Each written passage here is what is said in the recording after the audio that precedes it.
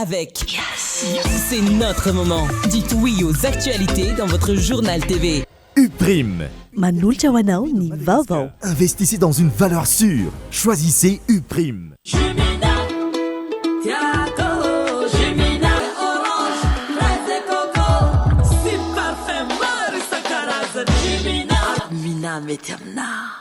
Manolotra ho anao ny vaovao.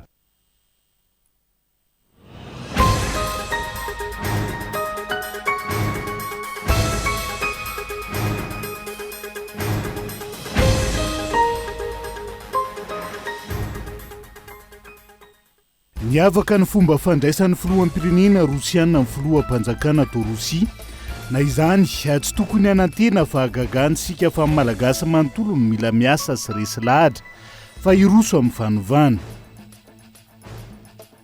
Niona tamin'ny praiminisitra lehibe ny gouvernemanta teny amin'ny lapa-panjakana mahazo arivo maraina teo ny rafitry ny firenena mikambany.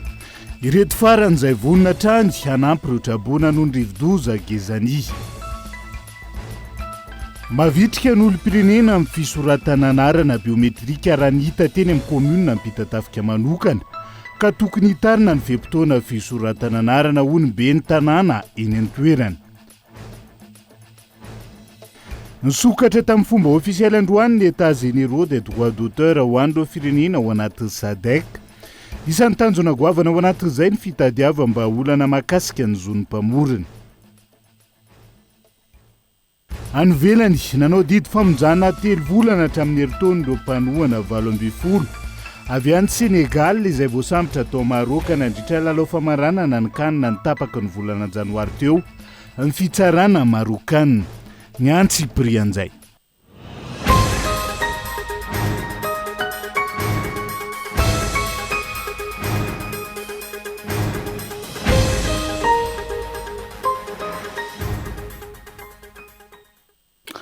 Akafaliana indray tonga kilasy tombovavy no hitsidiana ny tokantranonao amin'ny ality tonga soa atao anaty fotoana ny fampalalam-baovao manasa no ihany koa anaraka ny antsy prianjay hoentsika manokatra ny fiarahana zava-dehibe ary niavaka ny fomba fandraisan'ny filoham-pirenena rosiana Vladimir Poutine ny filoham-panjakana ny kolonely arandriany Irina Mikael atao Rosia araha ny fanehoan-kevitra samihafa na izany tsy tokony hanantena fa hagagantsika fa malagasy ray manontolo no mila miasa sy resy lahatra fa iroso amin'ny fanovana ka eton andriatsy lava no mitatitra ny antsy prianjay.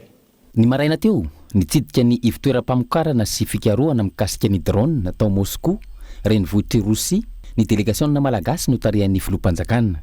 Nandritra izany nanehoan'ny rosiana ireo vokatry ny fanadihadiana nataon'izy ireo amin'ny fampiasana drone izay azo ampiasaina tsara hampandrosoana ny Madagasikara eo amin'ny sehatra maro lafy toy ny angovo, ny fambolena sy ny maro hafa.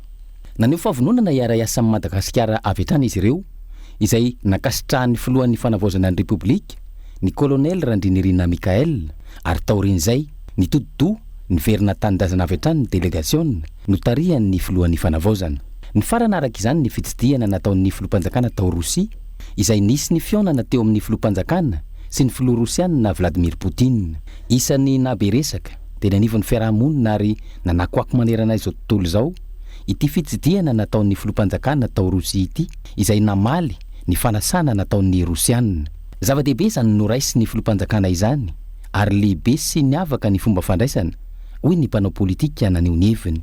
Eo anatrehan'izany tokony apetraka tsara aloha ny politika atsika ary manaraka ho azy ireo mpiara-miombonantoka samihafa raha ny fanazavana voaray. Zay le tena nkitsika matetika mitsara fa tsy miasa. Zay le hoe agir vs juger. Ka raha mbola hitsara foana tsika anatena miracle tsika rehefa nitodika tany antsinanana dia ho tafitara-pitso rehefa miverina ny andrefana dia tafitaravaka-pitso tena tsy hany ny olana. Za mahita hoe anjaran'ny diplomaty ny diplomasia no mahay mandanjalanja an'ireo fifandraisan'ireo fa ny anjarantsika za aloha mampisehatra politika risque apetraka tsara aloha ny vina momba ny fanabeazana araka ny teniko regny foana hoe tokony malagasy no miasa sy mandraraito Madagasikara dia izay zany no tokony fototra ny fanabeazantsika hoe atodika amin'izay ny tanora ampiana makany ny tanora eo amin'ilay fanampiana amin'izay sisa no erahana na mitandrefa na mitatsinana na amin'izao tontolo zao inona moa ny olana za tsy mahita olana am'izany. ilaina ary tokony masonina mandrakariva ny fametrahana ny tany tan-dalàna tsy misy firenena mandroso raha tsy eo ny fanarahan-dalàna. Fa tsika mieritrretra hoe ny firenena mandroso no manara-dalàna tsia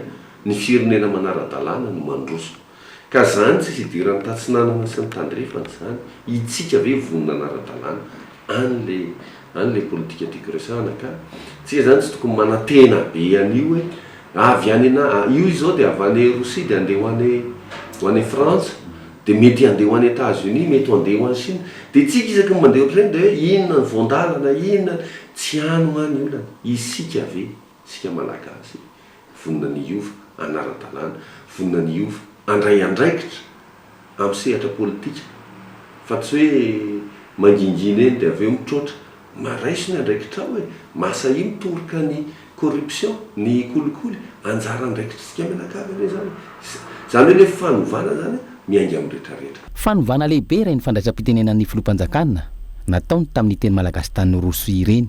Mila mijoro amin'ny maha-malagasy isika, mijoro amin'ny tenintsika sy ny kolontsaintsika. Mila mitandrana ihany koa isika ary tokony ady mafy anomezana sehatra ny tanora na inona fampiasam-bola sy fiarahamonibonantoka atao eto amin'ny firenena malagasy. Niona tamin'ny Prime Ministre lehibe ny gouvernemanta teny amin'ny lapa-panjakana mahazo arivo maraina teo ny rafitry ny firenena mikambana. Nisongadina tao anatin'ny fionana ny fanamafisany firenena mikambana ny fanohanany amin'ny fanampin-drotrabona noho ny fahavoazana navelany rivodoza gezany any rafitry ny firenena mikambana izay nidin'ny fotony ny azo any Toamasina Vetrany ny tolakandro teo Rina Fitiavana. Ny fampidinika teny amin'ny lapany mahazo arivo ny Prime Ministre lehibe ny gouvernemanta sy ireo mpiara-miombonantoka avy amin'ny rafitry ny firenena mikambana ahitana ny UNICEF, ny PAM, ny rafitra misahana ny fanampiana ny maha-olona ho fanamafisana ny fanohanana sy famonjena ireo trabona vokatry ny fahavoazana nateraky ny fandalovan'ny rivodoza gezany. Araka ny tatitra nomena mandidina ny valoalina sy enetsy ny olona nafindra toerana trabona mandidina ny arivo sy valoalina sy dimy hetsy no mila famonjena maika ny fiahina azy ireo vokatry ny fiara-mienta ny gouvernemanta malagasy ny firenena mikambana izay miditra antsehatra mahery ny efatretsy no efa nisitraka fanampiana ara-sosialy. 5,4 ny olona efa nandray fanampiana ara-bola tao Toamasina izay fiara-miasa ny BNDRC sy ny PAM. Nilaza ireo solitena ny rafitra ny firenena mikambana fa hamafisina sy hafainganana ny famonjena ireo trabona indrindra ny amin'ny faritra atsinanana ahafahany miarina sy miverina amin'ny fiainany andavanandro. Atao lahara-pamena ao anatin'izany ny fanampiana ara-tsakafo sy ara-bola, ny fiahina ny ara-sosialy, ny fiarovana ireo trabona amin'ny aretina, ny fanetsehana ireo fitaovana samihafa toy ny trano laika ahafahany mpianatra miverina mianatra any an-tsekoly ao Toamasina. Eo ihany koa ny fampisitrahana rano fisotro madio. Ankoatra izay, misehatra manokana amin'ny fiarovana sy fiahina ny fanjarian-tsakafo ny rafitry ny firenena ho fiatrehana ny voka-dratsy noho ny crise nateraky ny loza voajanahary. Maintenant, actuellement, on est en plein dans la réponse immédiate, à savoir trouver de l'eau. L'UNICEF a mis de l'eau en place dans les centres d'hébergement. Amin'izao fanahiana maika izao, ao anatin'izany ny fitadiavana rano ho an'ny fianakaviana mipetraka ao amin'ny fitoerana fandraisana ireo trabona sy ho anivon'ny fiarahamonina. Satria ao Toamasina faharoa no tena misy ny maro anisa amin'ireo nafindra toerana. Ireo ankizy izay atahorana manoloana amin'ny aretina ny risetra. Eo ihany koa ny tokony jerena ny fomba hamerirana aingana ireo ankizy hiverina hianatra ny an-tsekoly.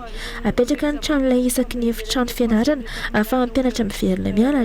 Indrindra ho an'ireo mpianatra hiatrika fanadinana kilasy fahasivy sy kilasy famaranana. Noho izany ahentsika ny fametrahana ireo trano ilay ahafahan'ireo ankizy manohy ny fianarany amin'ny alatsinainy izao izay amparitaka amin'ny efitrano sekoly maromaro any Toamasina izany. On a déjà déployé des tentes et on continue à les déployer pour que les enfants puissent reprendre les cours dès lundi, je pense. En tout cas, peut-être pas dans toutes les écoles, mais dans un certain nombre des écoles et on continue.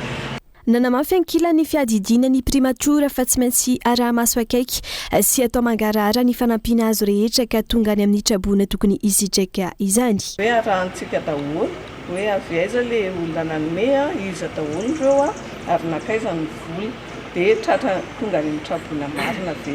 Marina fa ny BNGRC no efa manatateraka manao an'izany fa noho ny alehibean'ilay vola dia mety hoe tsy ho tratran zareo tsony hoe manaraka tsara dia manampy tosika zany eto amin'ny bebe prémature. dia hitantsika misy be da be nefa manao tolotanana ny système Nations Unies zao ohatra manome efa sady miasa ao anatiny izy ny koa misy renforcement de capacité ataony zareo dia izay zany ny tonivony prémature no arahana akaiky. Atao ireny ny fitiaonana teny mahazo arivo ny maraina teo nidina ifotony Toamasina avy hatrany izy ireo izay notariany Praiministra lehibe ny gouvernement. Nidina ifotony ihany koa ireo délégation avy amin'ny firenena mikambana tariany mpandrindra maritry izy ireo eto Madagasikara. Ny eo anivony fédération iraisam-pirenen'ny Croix Rouge sy ny Croissant Rouge ary ny tompona andraikitry ny sampana misana ny trano fonenany eo anivony IFCR. Nroso tamin'ny hetsika tolotanana ho androatrabona ny Toamasina ny foibe FJKM. Hetsika izay anasana ny rehetra ifanometanana nanomboka androany hatramin'ny alahady ho avy izao. Isan'ny lara-pahamena ao anatin'izay ny fanariana ireo foto-drafitr'asa simba any an-toerana ka isan'izany ny siam-pitazana hony teo anivo ny foibe FJKM androany. Manatanteraka hetsika voikava mahatratra anangonana ny tolotanana avy amin'ny rehetra ny foibe FJKM etsy amin'ny kanja Barieny Mamasina. Ity hetsika ity izay natao anampiana ireo vahoaka-trabona vokatry ny fandalovany rivo-dozan-kezany tany Antsinanany ny Nosy ny 10 sy ny 12 febroary lasa teo. Nanomboka androany 20 febroary ary farana amin'ny alahady faharoa amby 20 ny volana febroary ho avy izao ity hetsika ity ka anetanana ireo zanaky ny fiangonana rehetra hanana ny fanahin'ny fahafoizana hoy ny avy ao anivony foibe FJKM. Anampiana zany efa misy fitsinjarana ataon'ny synodam-paritany ny toerana. Treto zany tsika tsy misy loatra hoe iza no lara-pahamena fa fototra lehibe aloha fiangonana avokoa ary dia ny fanabeazana ataontsika zava-dehibe ny asa satria miantoka no afo ny firenena sy ny fiangonana sy ny tsirairay avy satria hitanareo rehefa mpianatra neka na fitaovam-pianarana ary tsisy sekoly rava dia reny zany ataontsika lara-pahamena satria siam-pitazana siam-pandrosoana eo amin'ny fiainan'ny tsirairay avy. Ny antoka voalohany dia ny fanomezana izay atao eto dia vita soratra avokoa voarakitra tsoratra. Hatramy kely indrindra dia voarakitra tsoratra ary ny dikan'iny na izy manome dia efa manana rakitra tsoratra. Fiangonana dia miezaka ho amin'izao hoe fahamarinana izay ho hita mihitsy ara-pamporofona hoe mandeha amin'ny fahamarinana ny fiangonana satria mpampianatra ray aman-dreny mitaiza ho amin'ny fahamarinana izy ary izay no ijoroan'ny fiangonana vavolombelona amin'izao fotoana izao dia afaka raha masoko ny fiangonana dia zanaky mazava dia mandeha mazava e.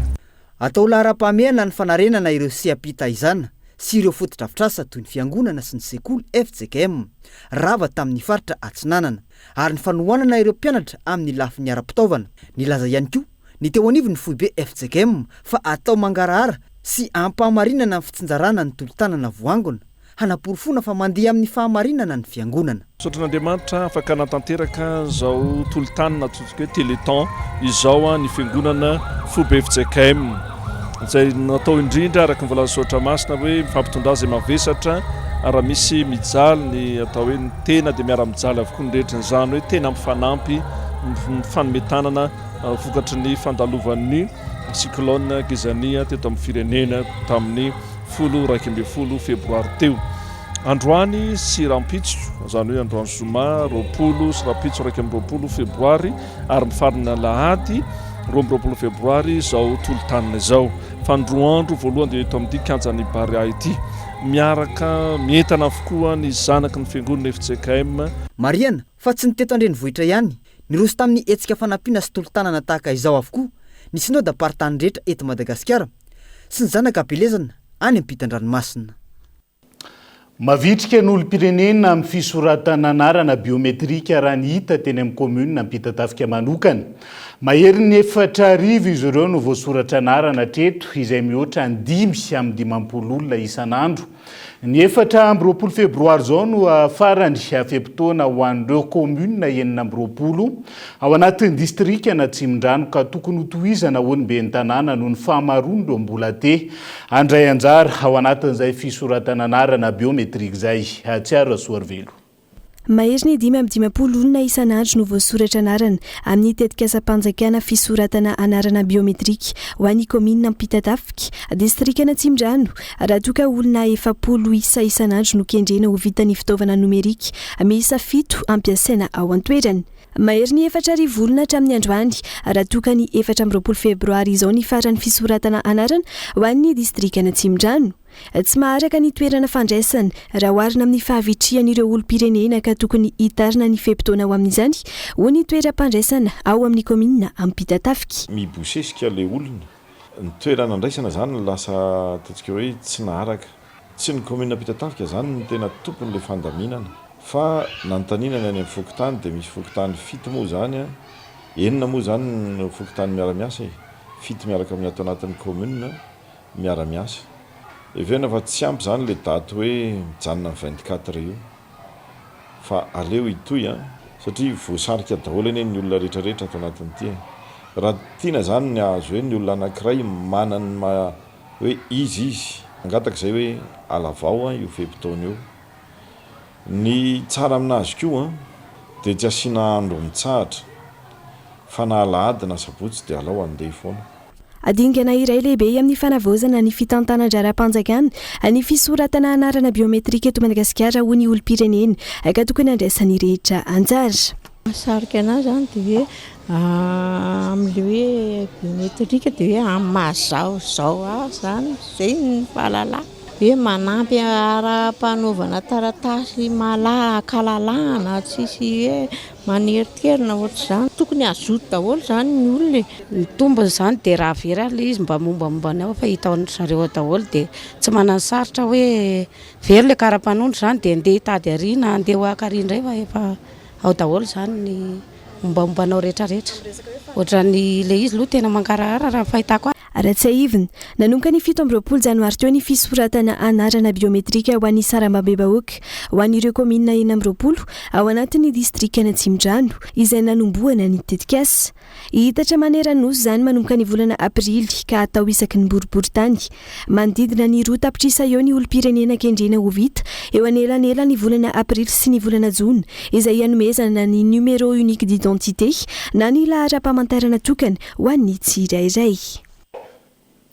Sahirana amin'izao fotoana ireo ampisehatra amin'ny fiariana vary ao amin'ny distrikana Anjozorobe sy Ambohidratrimo noho ny fiainany vidim-bary ankehitriny tsy mahaleony sara ny vola lany tamin'ny fambolena sy ny fanangona mbokatra ny vidim-bary ankehitriny. Miantso ny ministera ny varotra sy ny fanjifana araka izany izy ireo ijiry akaiky izany toy ny natao tany amin'ny faritra hafa tamin'ity herinandro ity. Gabain loha. Mitaraina ireo tantsaha sy mpandraharaha arabary ao amin'ny distrikany Anjozorobe sy Ambohidratrimo fa tsy mitsaha midina ny vidin'ny vary ankotry rehefa natao ny kajy tamin'ny famolena sy ny fikarakarana midangana ny fatiantoka. Manoloana izany manao antsoavo amin'ny ministeran'ny varotra izy ireo. Mahatsara tena maty tanteraka mihitsy zay ary raha vola fatiantoka misy moa dia atao hoe tsy olazaina angamba fa dia amin'izany koty rehetra ifandraisana zany averina indray mandeha fa raha izay vidin-jezitra raiky tapo enina alina sy 3 hetsy ny varotana vary za 10 kilao efa 100 kilao any vao mety mahazo azy ka dia apetraka feno ampelantananareo fanjakana mihitsy fandraisana zany. Dia mahatsiaro malahelo ihany manoloana zava-misy satria izahay eto amin'ity faritra mahitsy ity tompoko dia anisany tena mpandraharaha mpamatsy ny Antananarivo ka tafiditra ao anatin'izany izahay eto amin'ny faritra Manalamanga tapany andrefana. Raha tsy hevina nidina tany amin'ny faritra Bongolava sy Itasy ary Aloatra Mangoro ny iraky ny fitondram-panjakana tamin'ity herinandro ity nandray fepetra momba ny fidinan'ny vidim-bary ka tapaka tamin'izany fa ny fanjakana no ividy an'ireo vary amin'ireo tantsaha sy mpanangom-bokatra amin'ireo toerana ireo. Manoloana izay miantso ny andraisana andraikitra tahak'izay ihany koa ireo ao amin'ny faritra Analamanga tapany andrefana dia ny distrikany Anjozorobe sy ny distrikany Ambohidratrimo. Patiantokanay zany amin'izao efa tena amina miliara mihitsy moa zany satria ny vary ampidirinay alainay any ambanivohitra ampidirinay 700 dia zao ny vidim-bary aty aminay nefa ny 200. Enay ny tamin'ny vaovao maly fa nanampy ny faritra Bongolava sy Tasiny ianareo ao amin'ny fitondram-panjakana dia mba mangataka re zay tompoko mba hijerevanareo anay aty amin'ny faritra Analamanga sy ny Marovatana, Kiangara sy ny Akazobe rehetra iny mba hijerevanareo anay amin'izay famoahanay ny vidim-bary zay. Niarananao fanambarana sy antso ireo tantsaha sy mpandraharaha ary mpanangom-bokatra amin'ny CEP Arina Vary ao amin'ny distrika roa ireo. Araka ny fanazavana sy ny zavamisy eny antoerana, mitobaka ao mahitsy avokoa ireo vokatra sy tahiry izay mahery ny 10 taonina amin'izao fotoana. Ankoatr'izay, ny antso ny tompony andraikitra andanjalanja ny fanafarana vary avy any ivelany ireo mpandraharaha fa maro ireo stock tokony avoaka amin'izao fotoana fa voatsindry ny vary nafarany raha ny fanazavana. Tranga miteraka fatiantoka goavana ho azy ireo fa ihany koa miteraka olana eo amin'ny famerenam-bola nalaina tamin'ny banky sy ny mpambindra vola samihafa. Nirosona ny fanovana CNTMA do Université Virtuelle Publique ka notanterahana androany ny lanonana fanombohana ofisialy ny fanovana. Isan'ny tanjona ao anatin'izay ny hanitarana ny fahazoana miditra amin'ny fampianarana ambony manerana ny faritra eto i Madagasikara. Andoarantsika ny Antsiprian'izay. No tanterahin'androany lanonana mahakasika ny fanombohana ofisialy ny fanovana ny CNTMA do Université Virtuelle Publique izay natrehany ireo tompony andrakim-panjakana sy ny solitena ny banky iraisam-pirenena. Kindrena amin'izany ny hanitarana ny fahazoana miditra amin'ny fampianarana ambony manerana ny faritra rehetra, ampihenana ny tsy fitoviana ara-jiografika amin'ny fahazoana fiofanana, hanavao ny fomba fampianarana amin'ny alalan'ny haitao nomerika ary hanamafisana ny fifandraisan'ny fiofanana sy ny tsenany asa. Fanavozana ahafahan'ireo mpisehatra sy mpianatra mianatra zany na dia tsy eto Antananarivo ary le fanavozana noentina teo dia ny fampidirana numerika ny teknôlôjia zany mizara roa izy teo. Misy alohany any amin'ny création na contenu izay hitantsika misy ny salle izay efa ho karakaraina zany ahafahana micréer le contenu, fa misy ihany koa le fitaovana zany ahafahana mampifandray ny mpianatra na dia any amin'ny faritra ary izy ireo. Satria moa zany ny fampitan-davitra nefa nataon'ny CNTMA teo fa mbola voafetra le izy araka ny nazavaina teo ihany, voafetra ny elanelana jiografika araka ny lazaiko tao amin'ny kabariko teo. Misy ny mpianatra lasa voatery raha tsy afaka mandeha zany mankaty Antananarivo ohatra dia tsy mahazo anjara amin'izay fampianarana izay.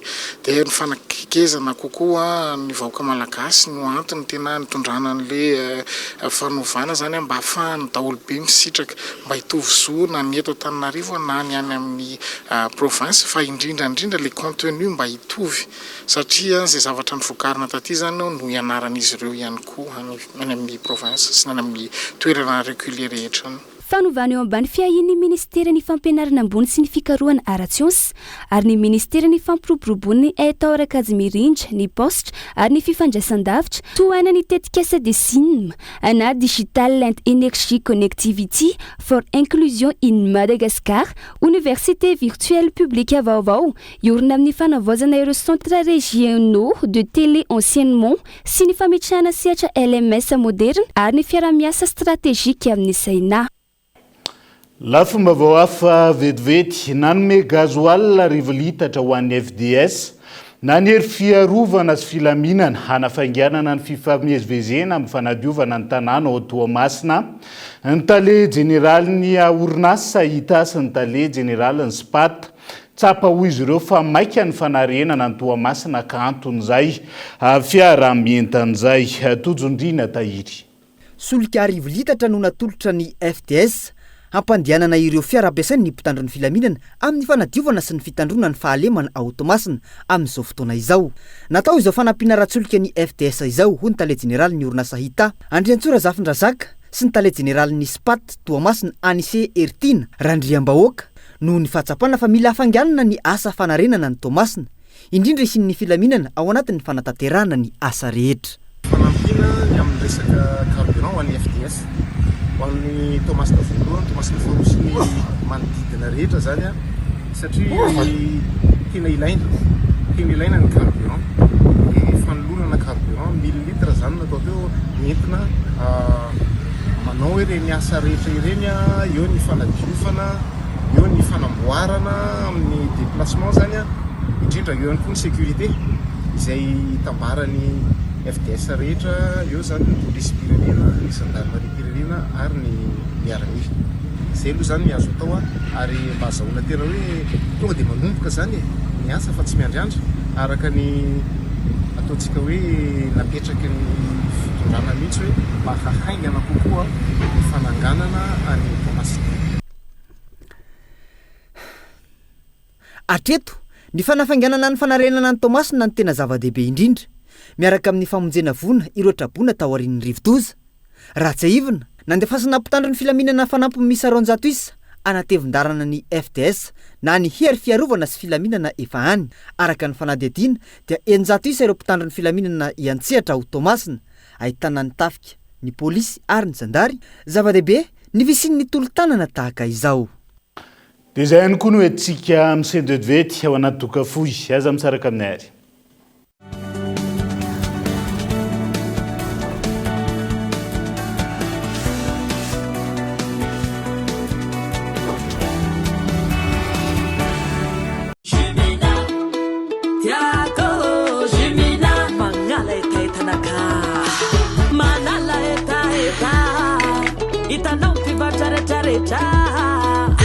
Meilleure qualité, mitunda vitamine C. Jimina, ni goûter naturel, c'est pirate, fatenga réel. Parfait orange, fraise et coco, si parfait marisa caraza. Jimina, a gagner roche, alle tenga torche. Mina metiamna.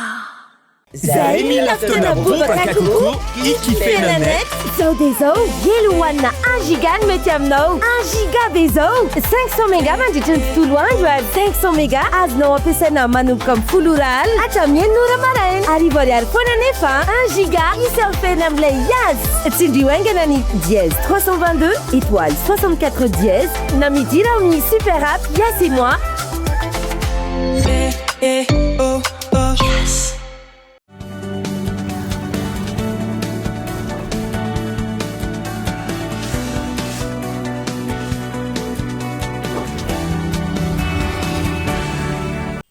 Anohizantsika ny tapany faharoa amin'ny fampalalam-baovao amin'ity alay ity.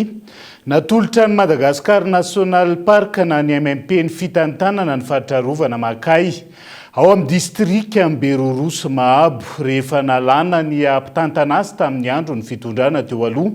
Nafen'ny fepetra takina ny MNP hony teo anivo amin'ny ministera ny tontolo iainana. Ny MNP izay anao lara-pamena ny hevitry ny vondron'olona eny fotony amin'ny fitantanana sy fiarovana ny Makay raha ny faneho-kevitra tamin'ity andro an'ity. Tsiaro Soarvelo. Niteraka ady hevitra ho an'ny fikambanana samihafa sy ny vondron'olona eny fotony ny mikasika ny fitantanana ny tangorom-bohitra Makay ao amin'ny distrika ny Berorosy Mahabo izay no esorina tamin'ny andro ny fitondrana teo aloha ny mpitantana azy. Toerana manan-karena ara-boajanahary izy io ka antony nametrahana azy ho isan'ny faritra arovana ny volana janoary teo. Anisy arak'izany appel à manifestation d'intérêt nataon'ny ministera ny tontolo iainana sy ny fampandrosoana Lovenjafy ka ny MNP na ny Madagascar National Park no nahafehy ny fepetra ho amin'ny fitantanana izany. Momena par décision ministérielle zany ny fitantanana izany fahatrarovana izany rehefa vita ny évaluation nandeha tamin'ny fangararana tokoa satria dia nidirany ireo sampana miady amin'ny kolikoly ny fanatanterahana izany rehetra izany. Andindalana fa 7 dia milaza fa ajaina ny fombandrazana ao anatin'ny izany fahatrarovana izany ary eo ihany koa ny resaka fampiroboroboana ny resaka fizahan-tany ary ny tamberimbidiny ny vola ao anatin'izany dia misy ny apahany tsy maintsy averina amin'ny commune na ny vahoaka eny fotony. Mazava tsara ny fitsipidalao ary isy ihany koa ny cahier de charge izay fampisoniavana rehefa kelikely eo ahafahan'ny ministera mametraka ny teboka rehetra tsy maintsy arahany MNP mba ampaharitra ny fitantanana izany fahatrarovana izany. Resina olona rahampamena ho ny MNP ny asa rehetra mikasika ny fiarovana ny valan-javaboary ho fehezina ny tsindry samihafa sy ny fitrandrana tsy ara-dalàna. Omena lanjany ihany koa ny hevitra ny fotony.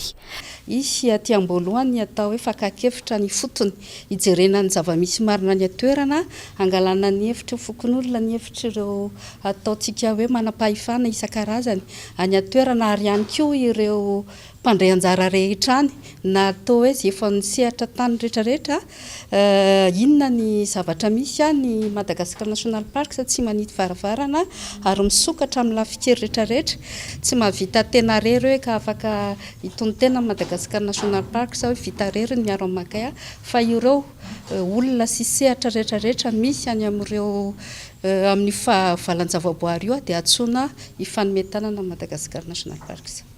Raha tsy haiviny natolotra tamin'ny fomba ofisialy ny 10 febroary teo ny arrêté interministériel de protection temporaire ireo faritra arovana miisa 120 ka ao anatin'izany tangorombohitra amakay ireo fikambanana tsy miankina mpiaro ny tontolo iainana misehatra amin'ny fiarovana ny valan-javaboary no nanolorana ny didim-panjakana momba ny fametrahana ny satafiarovana amin'ny fitantanana valan-javaboary tsy vita ny fanjakana irery ny miaro izany ho ny filohan'ny fanavozana raha nanolotra ireo faritra arovana ireo.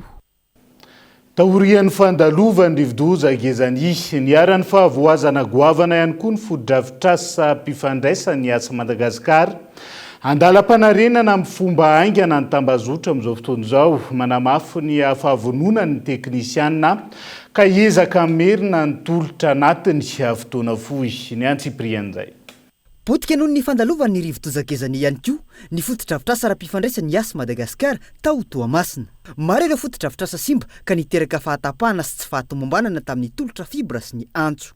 Manodidina ny 7,900 amin'ireo tarby mpamatsy ny fifandraisana fibra sy antso no niaran'ny fahasimbana. Anisan'ireo tanàna tena voakasika izany ihany koa i Brickaville sy Full Point. Manoloana ny fanelingelena nateraka izany, mametraka ny fialantsiny amin'ny mpanjifa rehetra ny ekipa iasy. Ao anaty fanarenana tanteraka ny asa Madagasikara amin'izao fotoana izao, hiverena ny kalitaon'ny servisy amin'ny laoniny. Nisy ny fahavoazana teo amin'ny tambazotra ny iasa ny teo amin'ny réseau mobile dia ny roapatelo ny site mobile no nisy fahatomombanana na tsy nety hitondrana ny fialantsiny ho an'ny ireo mpanjifa zany satria nisy fiatraikany teo amin'ny kalitao sy ny fampiasana ho azy ireo nandritra izany fotoan-tsarotry zany.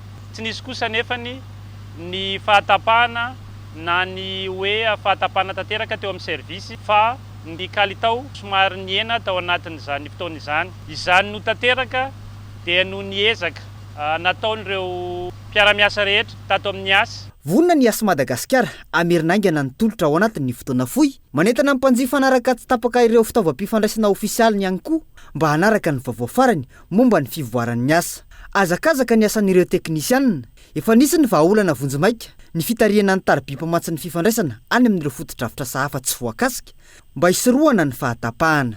Mbola mitohy hatrany izany niezaka atao amerenana amin'ny laoniny ny qualité de service ho an'ny mpanjifa eto Toamasina ary miezaka ihany koa izay ny mampiena ny fiatraikany zany tsy fahatomombanana zany eo amin'ny fampiasan'ny mpanjifa eto amin'ny réseau an'ny iasa.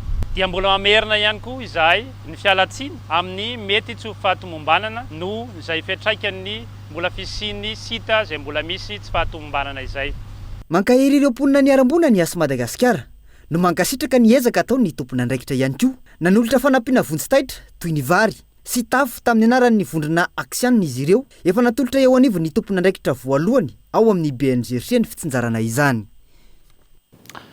Isan'ny ampitarain'ireo mponina atao amin'ny commune Andoharanomaitso district Anisandra ny fampitihan'ny lalana ka miakatra izay tsy izy ny sarandalana indrindra rehefa fotoam-pahavaratra toy izao. Teo anatrian'izay niara nientana ny vahoaka niaraka tamin'ny solombavam-bahoaka nandray an-tanana ny fanamboaran-dalana tany antoerana Aingorako Tondrina Kolofianaratsoa. Commune anisany mamokatra ary mamatsy ireo toerana maro toa ny fianaran-tsoa sy toliary amivokatra legioma, anana ary mamokatra varany koa Andoharanomaitso. Avokatry ny fahasombany lalana nefa dia voatery tsy maintsy mandeha tongotra kilometatra maro ireo vahoaka mamoaka izany vokatra izany. Fantiantoka koa nefa raha mandeha taxi brosy noho ny fahalafosan'ny sarandalana ka mahatonga ireo mponina ny antso ny solombavam-bahoaka ny mba anamboarana izany lalana izany na tsy asan'ny solombavam-bahoaka ary izany. Satria mahatsapagna iato isandra fa tena anjoron-damba.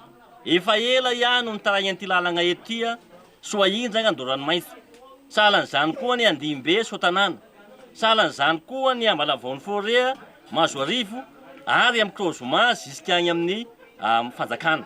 zay teto hoe mampimenimeny ny vahoaka izy io ka zay natonga nandray atagnana satria raha niandry anareo ihany ny tegnanay de eto agnay mianakavy a nitirena fotsiny teto heripon'ny vahoaka tanteraka miampy ny tolotanana avy amin'ny solombavam-boaka moa no nanatotrosana izao asa izao izay tsy volan'ny siady koa anefa tsisy volany siady na ny ariary ny anaovana an'izao voalohany aloha de heripon'ny vahoaka aloha ny fanometanana samy mitondra angady eo moa tsy maintsy amohana vola koa de isaoranandreo zanakapelezana zay namana akaiky nanome tsy niravoravo-tagnana fa nanome eo koa moa zany ny apela-tagnana zay ataotsika hoe azo agnampihana ny vahoaka de nalefa aby zay hanao agnatsararana tia lalagna ty tagnatiny ataotsika hoe faniriko mba havitan-dralagna zany eto Andorano Maitso sy Soahindrana tateraky izy akehitriny mety tsy ho goudron mety tsy ho pavé nefa kosa mba hazo ampiasaina satria anisan'izay mamokatra vokatra be indrindra ato agnatin'ny Hotomasiatra indrindra ataotsika legioma de ty commune Andorano Maitso sy commune Antananarivo io satria de anisany ataotsika mamatsy legioma ho an'ny commune maromaro ho ana district maromaro indrindra ho ana province satria anisan'ny région province zay maka legioma ty aminay de province Toliara io fampidinana ny sarandalana sy fangatana ny mba isiny ny fitanterana natao hozakany rehetra moa no fangatan'ny mponina any an-toerana freba izay satria ahy tena mamokatra agny fotany sy rano amvoly legume karoty laisoa ato farazy mamokatra sy votabia agny fotany sy rano de zay magatahetany zay agny fotany sy rano le ny tianay azy de tokony hisy mihitsy fotany sy rano ty le famokarana anay fotany sy rano ty commune Andorano Maitso ty da magatahetany zay agny to fa nisany nanampy tamin'ny fampitaovana nafana nanafaingana ny asa ny teo anivon'ny faritra izay ny solombavam-boaka moa no niantoka ny solika tamin'izany ito amin'ny commune Soatanana moa izao asa fanamboaran-dalana izao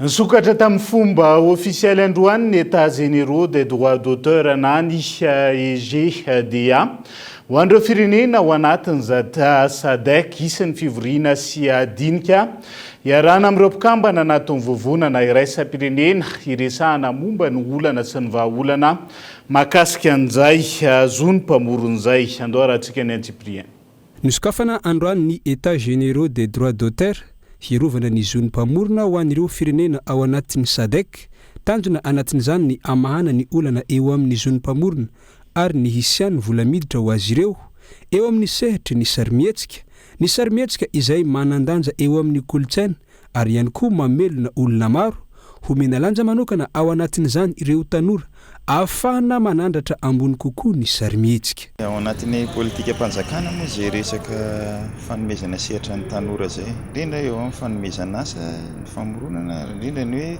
fampananana asa ny tanora sehatra anankiray ahafahan'ny tanora mivelona koa ny resaka hoe audiovisuel sy ny ataoko hoe ny cinéma raha ny fanazavana atrany amin'ny alarobia ho avy zao hisy ny famoahana tondro zotra entina amin'ny fionambeny SADC amin'ny herintaona ary manomboka androany ariva ary itohy hatramin'ny zoma ho avy zao ny fankalazana ny andiany fa 20 amin'ny Madagascar Film Festival ho an'ny sarimihetsika sy ny kolotsaina ireo vaovao nisongadina natao amin'ny page Facebook ny vaovao ny Kolo TV tamin'ity androany ity indray no ndao raha antsika vetivety tombanana iverina ny oram-baratra saika manerana ny nosy ato anatin'ny 3 andro ho avy vinavinaina anatombo kokoa izany ho an'ny distrika sasany amin'ny avoatany ka hatratra 70 ka hatramin'ny 20 milimetatra ny tany rotsakorana ao anatin'ny 420 ora ho betsaka araka izany ny rotsakorana any amin'ny distrika ny Anjorobe, Antananarivo renivohitra, Antananarivo avaradrano,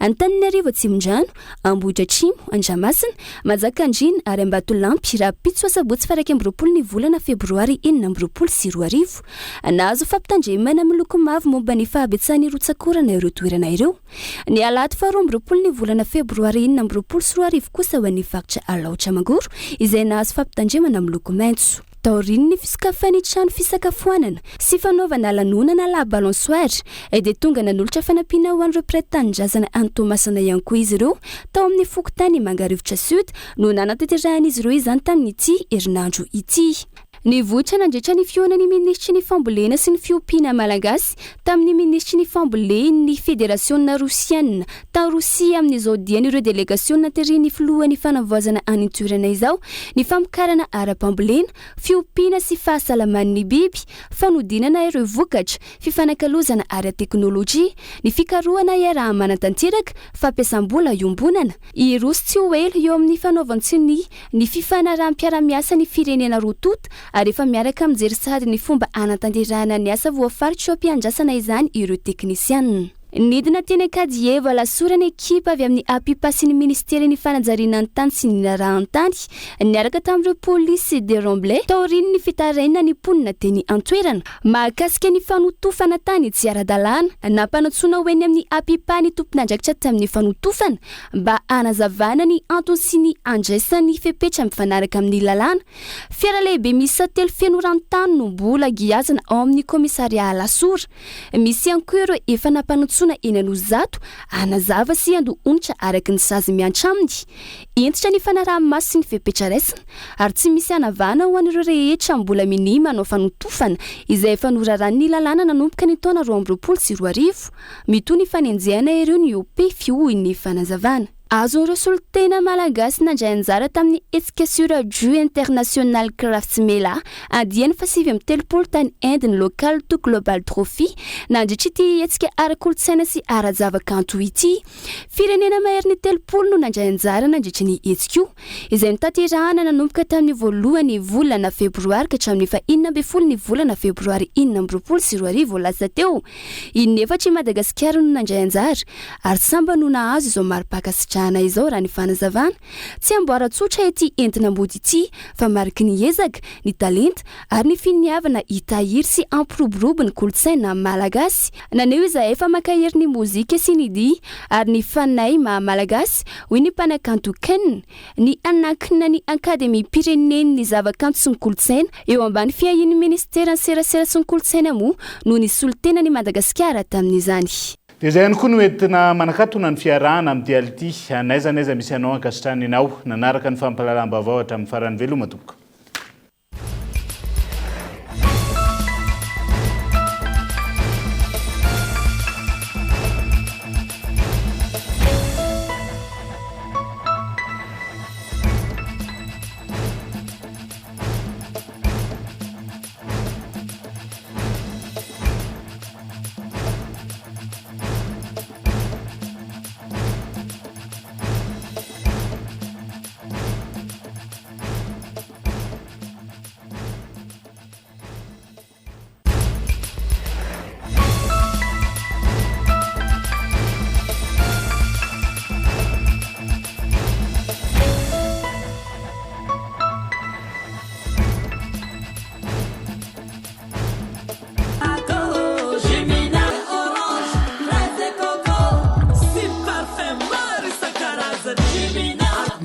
mety amina nanolotra ho anao teo ny vaovao Uprime. nanolotra ho anao teo ny vaovao Investissez dans une valeur sûre. Choisissez Uprime. Avec c'est notre moment. Dites oui aux actualités dans votre journal TV.